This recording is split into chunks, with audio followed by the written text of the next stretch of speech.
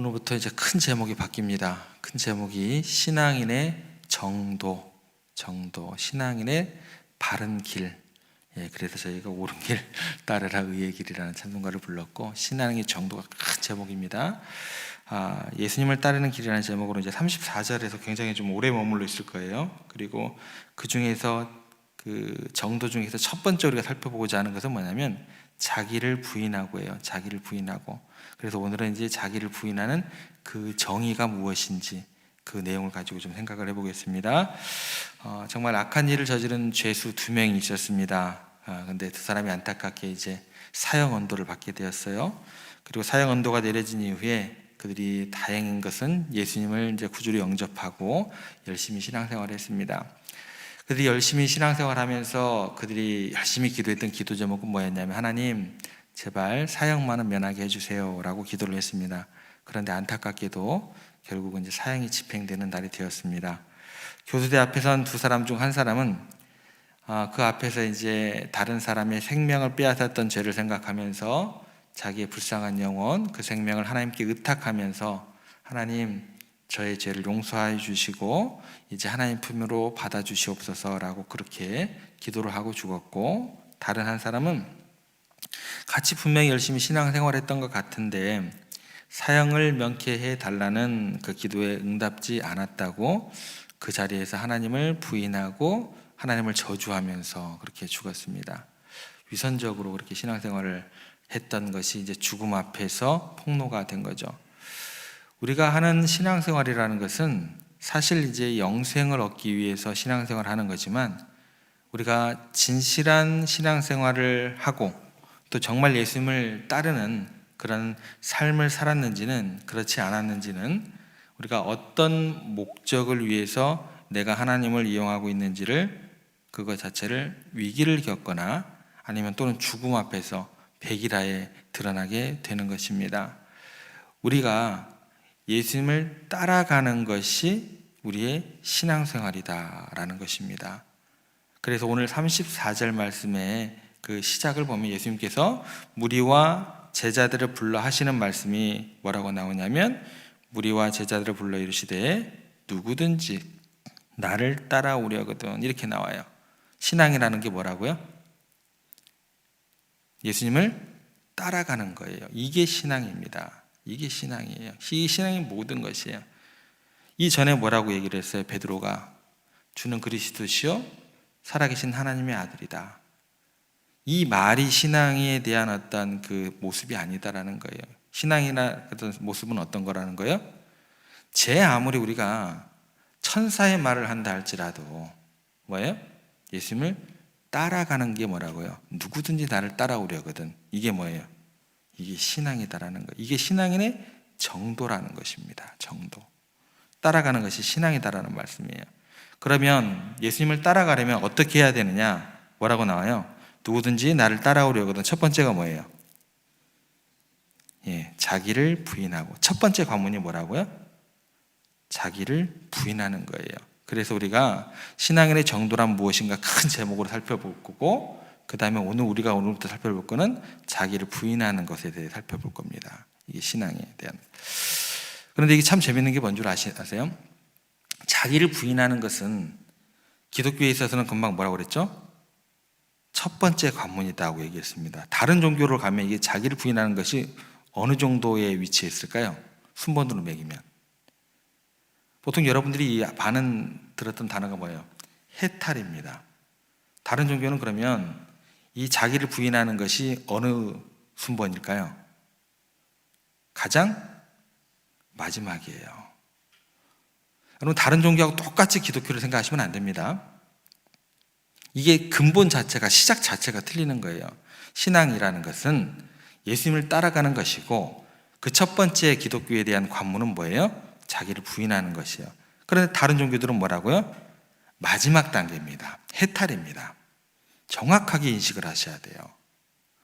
다른 모든 종교에서 마지막 단계가 뭐냐면 자기 자신을 벗어나는 거예요. 모든 것을 무로 인정이 되는, 자기를 부인할 수 있는, 자기를 다 있고 무가 되는 상태, 그걸 해탈, 마지막 단계입니다. 그런데 기독교에서는요, 자기 부인이 첫 번째 출발이 된다는 거예요. 왜 그럴까요? 왜 그럴까요? 모든 사람이 죄인이라는 선언이 먼저 주어지기 때문에 그래요. 그 죄인이라는 선언 그 전자리에서만 우리에게 주어지는 하나님의 말씀은 뭐가 되는 거예요? 복음이 되는 거예요. 그게 기쁜 소식이 되는 거예요. 죄인이라는 전제 하에서 하나님의 이야기는 우리에게 뭐가 되는 거예요? 기쁜 소식, 복음이 되는 것입니다. 자기를 부인하고 싶어서 부인하는 게 아니에요. 우리들은요. 해탈이 뭐 되냐 안 되냐 그거 자체가 그게 나중 일이 아니다라는 것입니다. 자기를 부인하는 사람만이 예수님이 필요한 거예요. 그리고 예수님을 따를 수 있는 겁니다.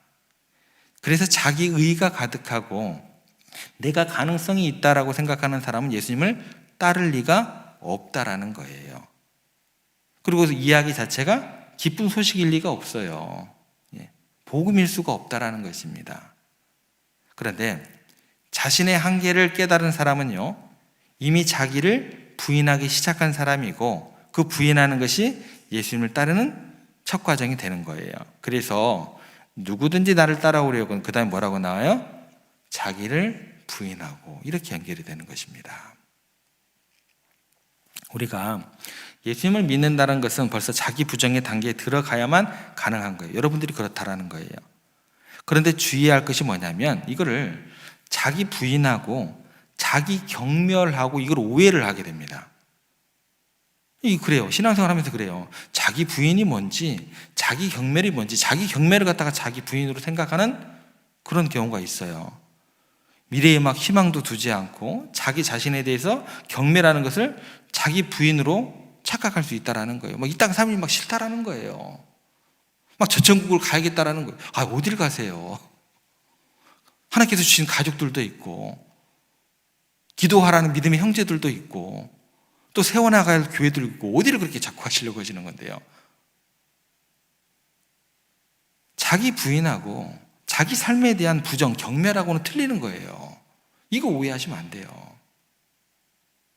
정말 예수님을 따르기 위해서 자기를 부인한다는 것은 뭐냐면 자기 자신에 대한 그 가능성, 삶의 고상한 그 미래를 열어가는 거예요. 이 땅에서 하늘만 쳐다보지 마시고 이 땅에서 하나님께서 이루고자 하시는 그런 꿈도 가지시고 비전도 가지시고 그런 것들 여러분들의 발걸음으로 여러분의 표정으로 말로써 그런 이루어 가셔야 된다는 거예요. 우리 한참 막 문제됐을 때 뭐예요? 막 휴거, 땅 팔아, 집 팔아, 가족 팔아. 그게 뭐예요? 그게 뭐예요? 그게 아니다라는 거. 우리에게 주어지는 오늘에 대한 어떤 그런 희망도 있고 내일에 대한 어떤 비전도 있는 거예요. 가족들에 대한 어떤 기도의 제목도 있는 거예요.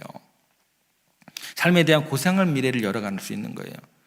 자기 부인하고 자기 경멸, 오늘 나에 대한 부정하고는 틀린 겁니다.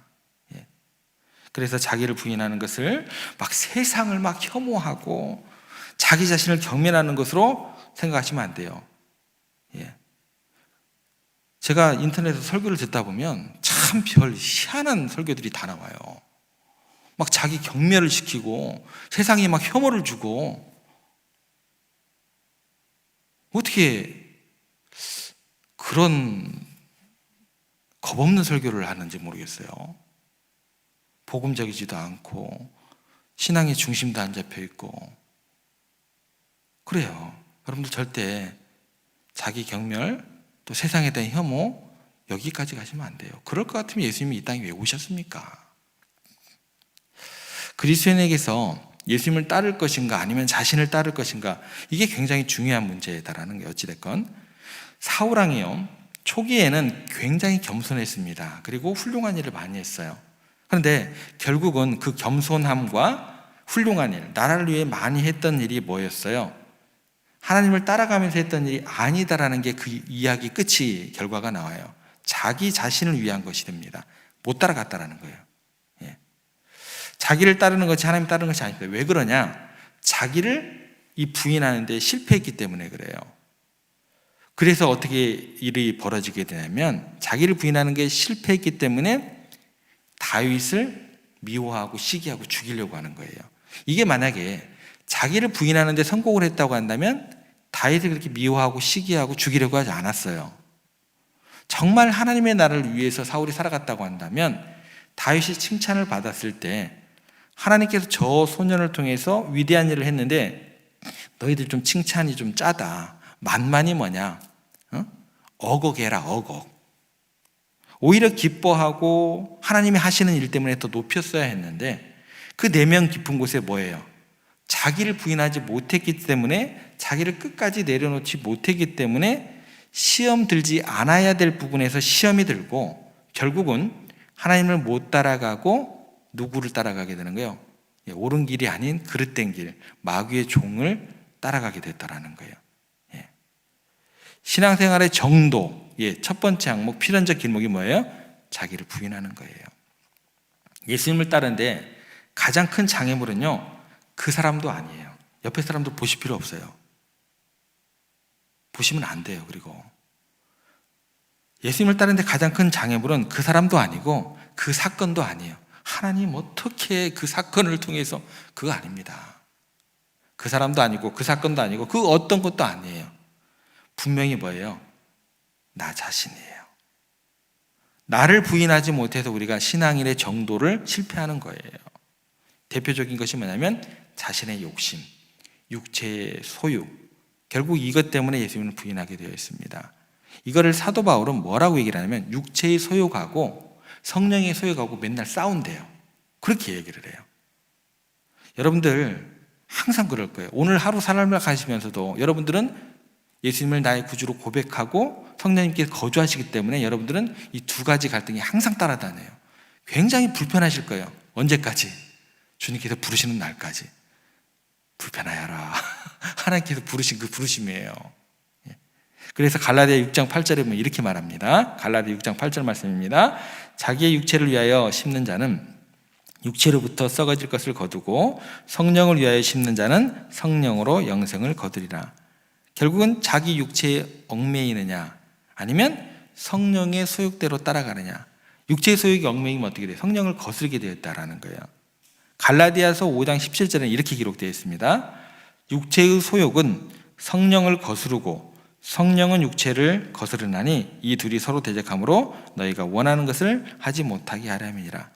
그래서 여러분들이 항상 기도하시고 찬양하시고 말씀을 읽는 이유가 뭐냐면 육체의 소욕을 컨트롤하기 위해서 그렇게 신앙생활 하시는 것입니다.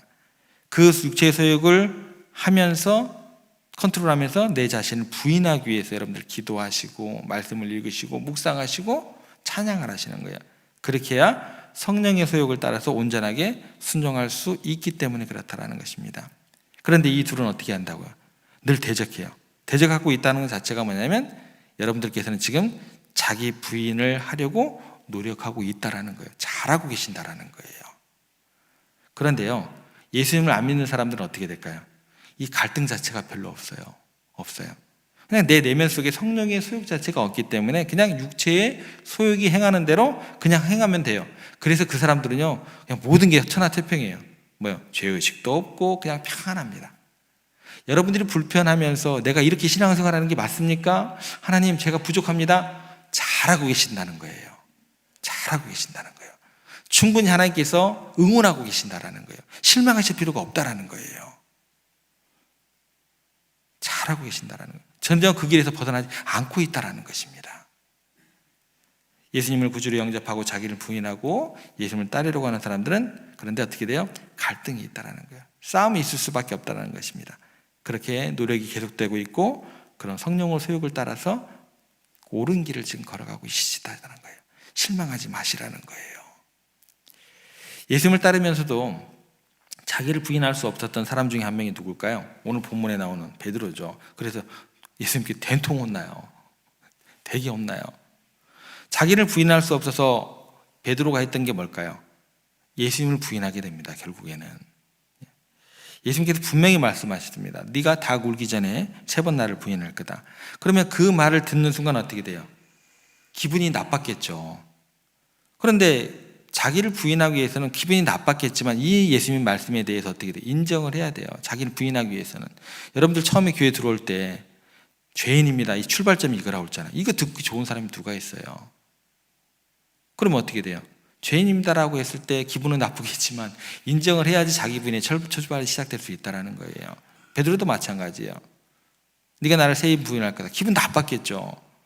그러면 어떻게 돼야 되냐면 주여 저를 도와주세요. 저를 불쌍히 여겨주세요. 그러나 일어나지 않도록 제게 은혜를 베풀어 주세요. 이랬어야 되는데 자기를 부인하지 않습니다. 남들은 다 주님을 버릴지라도 나는요 주님을 위해서 목숨을 내놓겠습니다. 나를 부인하지 않은 거예요.